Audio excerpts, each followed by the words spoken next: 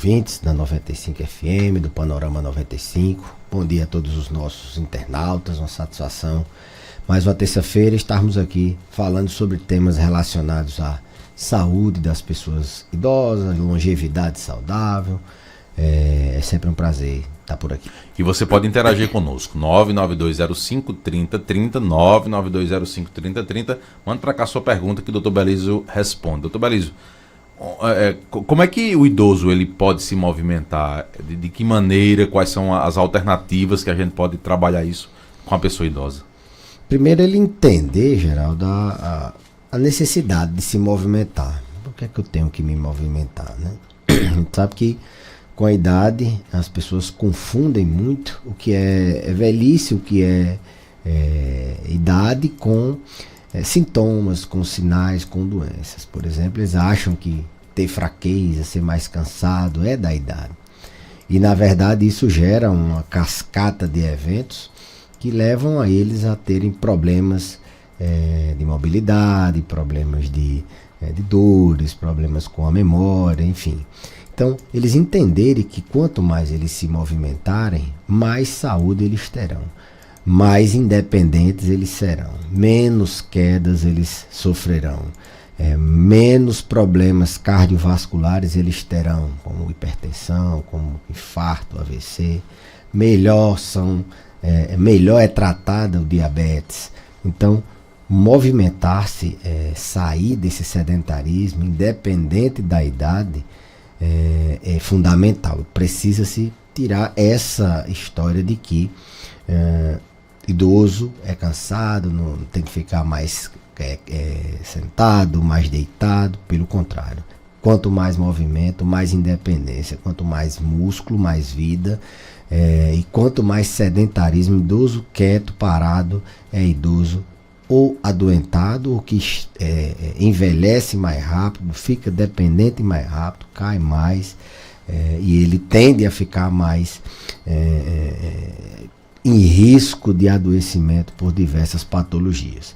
Então ele entender que se ele se movimentar mais, ele vai ter mais saúde. Isso já é uma motivação para que ele possa sair daquela cama, sair da rede, sair da cadeira, sair da poltrona. Isso é fundamental, eles entenderem o motivo para que eles necessitam se movimentar.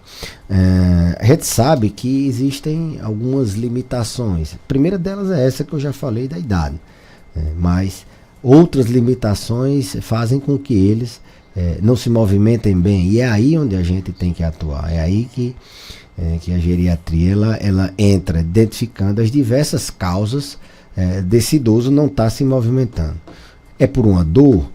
Será que essa dor no joelho, no calcanhar, no quadril, na coluna não está fazendo com que ele ande menos, ele tenha menos iniciativa para andar? Toda vez que ele anda, ele sente dor. Então a gente precisa identificar essas causas e tratar, voltar ele ao estado de minimamente se movimentar, se exercitar.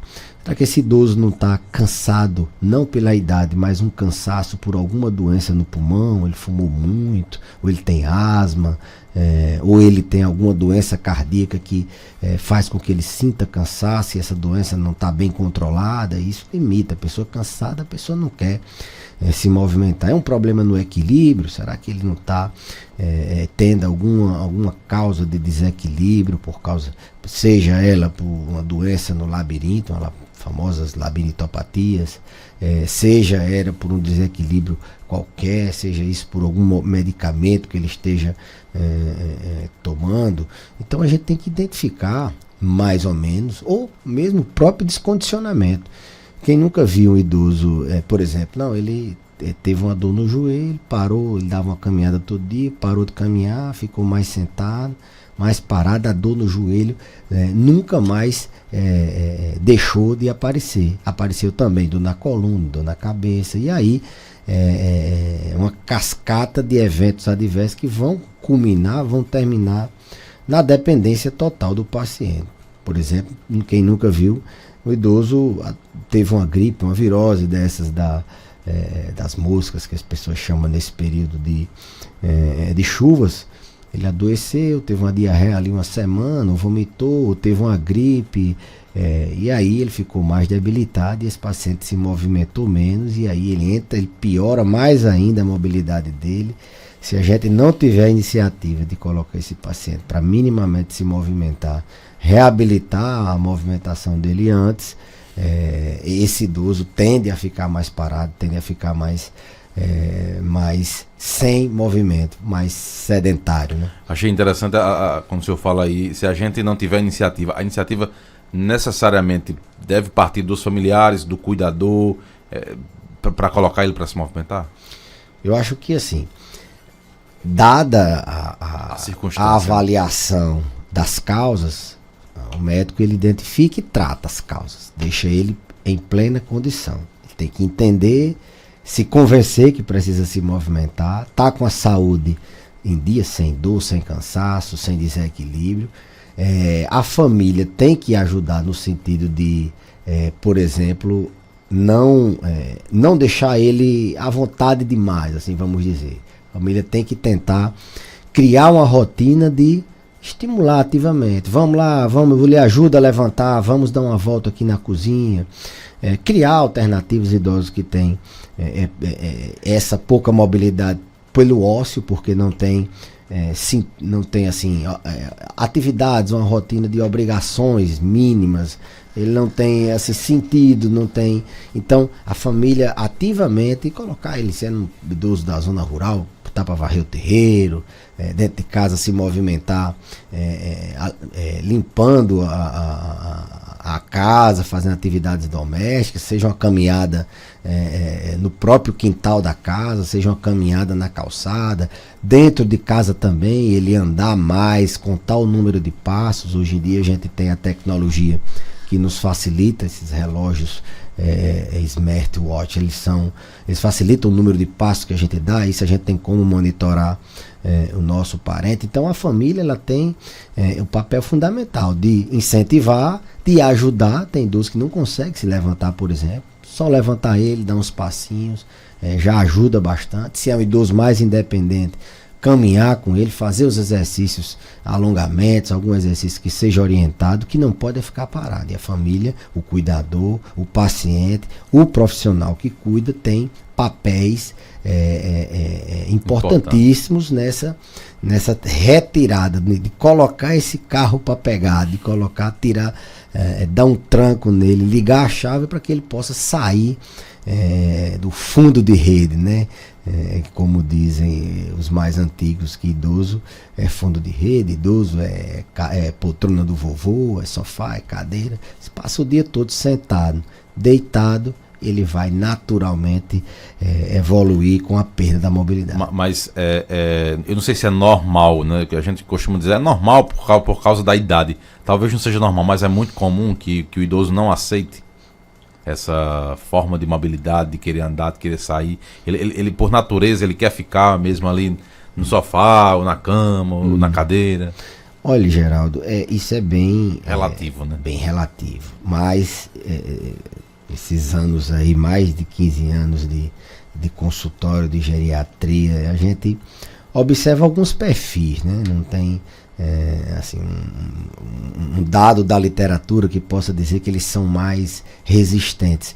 Até tem, eles têm uma quantidade, a prevalência de idoso fazendo atividade física é menor do que o adulto jovem. Isso é fato. Mas a gente observa alguns perfis. Por exemplo, aquele perfil do idoso extremamente ativo, que por algum motivo, por alguma doença ou por uma convenção familiar, ele teve que parar de trabalhar abruptamente, sem se programar o que é que ele iria fazer nesse período parado. Então aquele idoso ele tem mais dificuldade. Ele passou a vida toda se exercitando, quando ele se movimentando, trabalhando.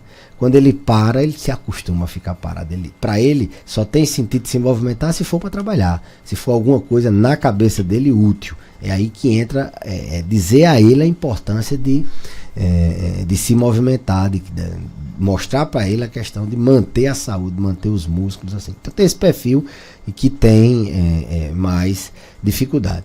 Tem aqueles que ainda sofrem com algumas doenças como essas que eu falei, de dor, de desequilíbrio, de cansaço, de fraqueza, de doenças que podem limitar a mobilidade dele, tem um aspecto psíquico também, né?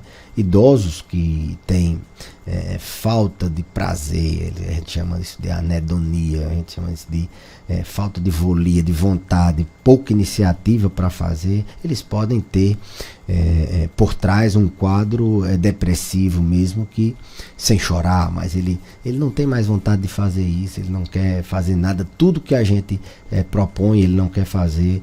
Isso muitas vezes está por trás um quadro depressivo mascarado porque não chora. Mas um dos grandes objetivos, eu sempre falo isso, de tratar a depressão, mesmo no idoso que tem uma depressão leve, ou que a gente chama de subsindrômica, que não fecha aqueles critérios todos para depressão, é dele aderir a terapias que ele precisa, dele aderir, por exemplo, a um estilo de vida saudável, a se movimentar. Se ele é depressivo, ele não vai querer, ele fica irritado, ele acha que aquilo ali não tem sentido, ele está perto de morrer, não precisa estar fazendo exercício, ele quer ficar no canto dele descansando. Se ele se movimenta, ele tem dor, então ele não quer tratar a dor. Então, assim, também tem essa questão do lado psíquico que a gente tem que avaliar. Será que não é uma depressão? Essa iniciativa às vezes é uma química cerebral, é uma pouca serotonina, pouca noradrenalina que ele está na fenda sináptica, tecnicamente falando. Então a gente precisa também tratar a parte emocional, de forma que é abrangente. Não se movimentar é grave. O idoso que não tem uma rotina minimamente de se movimentar, a gente tem que buscar. Eu sempre coloco para os meus pacientes, até escrevo na receita, criar uma rotina de atividades, até dou alguns exemplos de atividades para ele se movimentar dentro de casa, dele levantar, se sentar, dele de instante a instante, se ele não tem o que fazer, ele dá uma volta dentro de casa, dá uma caminhada, o banho de sol, já sei, com uma caminhada pela manhã, mas às vezes é necessário, às vezes não. Sempre prudente, se for possível, contratar um profissional para que ele possa movimentar esse paciente, mas parado não. Mas esse perfil também tem mudado? Tem. À medida que as pessoas estão com a estimativa de vida aumentada, estão vivendo mais, os idosos estão cada vez mais nonagenários, pessoas centenárias aí aos montes, as pessoas estão vivendo mais. Isso tem mudado porque elas sabem que não adianta só viver mais, só ter muitos anos. Não adianta viver em cima de uma cama, cheio de ferimento, de úlcera, se engasgando com a sonda. Eles sabem que é importante viver muito, mas viver com independência, viver com saúde. Se um dia tiver que partir, mas que parta sem sofrimento. Então isso tem mudado. Tanto a cabeça dos familiares, como dos próprios pacientes, como dos próprios profissionais de saúde, né? Antigamente, não, tem uma dor, você tem que ficar em repouso absoluto, tem osteoporose, não pode fazer atividade física que pode quebrar. Pelo contrário, agora a gente orienta o idoso a se movimentar mais. A gente sabe que músculo é vida, movimento é equilíbrio, movimento é menos dor, movimento é mais memória, movimento é mais controle das doenças crônicas, movimento é mais saúde mental. Então, tirar esse idoso do fundo da rede, tirar esse idoso da poltrona do vovô e movimentar ele. Aqui no nosso WhatsApp, 992053030, bom dia, doutor Belísio. Gostaria de saber se o idoso com DRC causa diarreia. Esse idoso faz uso de alfaoetina. E aí, doutor Belísio? Bom, se for o que eu estou pensando, DRC é uma sigla que denota doença renal crônica, né? E os pacientes renais crônicos, eles tendem a fazer um tipo de anemia que é por deficiência desse hormônio que ele falou aí. O rim, ele não só filtra o sangue, ele tem uma função também de produzir hormônios. Um deles é a alfa-poetina, a eritropoetina, né, no caso.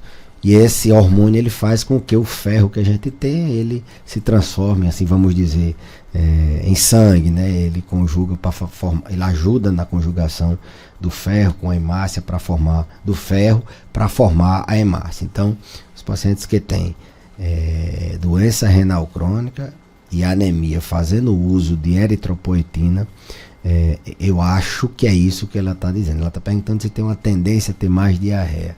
Não é um efeito adverso esperado. Os efeitos adversos esperados do uso da eritropoetina é o aumento de risco de trombose em membros inferiores. Às vezes eles têm um edema nas pernas, incha as pernas, mas diarreia não é tão comum. Lógico que tudo aquilo que a pessoa sente de diferente, principalmente os idosos, a gente tem essa regra. E isso apareceu depois do início de uma medicação, a gente tem que pensar que pode ser essa medicação. Mas não é um efeito adverso tão comum ou esperado da alfapoetina, não. Bom dia, doutor Belísio. Sinto muita dor de cabeça no lado direito e tenho muita perca de memória. Minha idade é 54 anos, e aí? Cefaleia unilateral, assim, a dor de cabeça, quando ela tem um caráter unilateral, ela tem um caráter de pulsar, latejar, como a gente diz aqui, ela aparece muitas vezes com pródromos. Os pacientes vê alguns escotomas, que é alguns brilhos e percebe que vai ter essa dor de cabeça. Geralmente vem associada com vômitos, náuseas. Esse perfil de dor de cabeça é o perfil da enxaqueca, né? É uma dor de cabeça enxaquecose. E aí tem tratamento para diminuir a frequência das crises, diminuir a intensidade das crises, e tratamento para tirar o paciente da crise. Se for esse tipo de dor de cabeça, enxaqueca, uma avaliação nutricional é importante. Muitos nutrientes, eles precipitam crises de enxaqueca.